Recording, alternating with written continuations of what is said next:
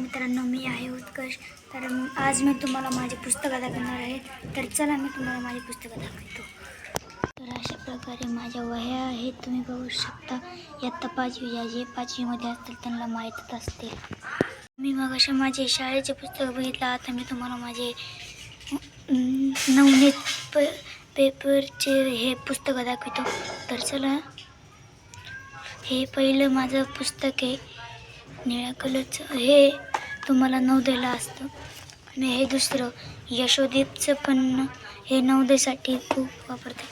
हे असे प्रकारे उच्च प्राथमिक नवनीत सराव प्रश्नपत्रिका आहेत.